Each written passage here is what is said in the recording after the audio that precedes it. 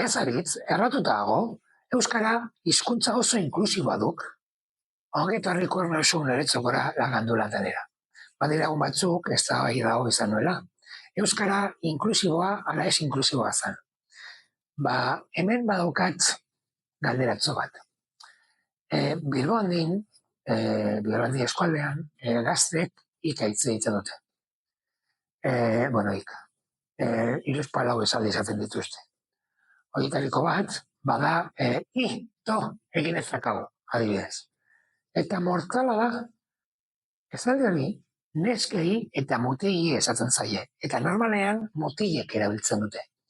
Hau da, neskek ez dute ika erabiltzen, Bilboandin, gutxienez. Eta erabiltzen duten mutilek, toka erabiltzen dute. Toka, ez noka.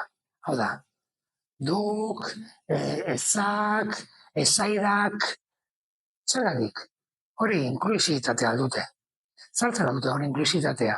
Eta zergatik neskak ez dute erabiltzen.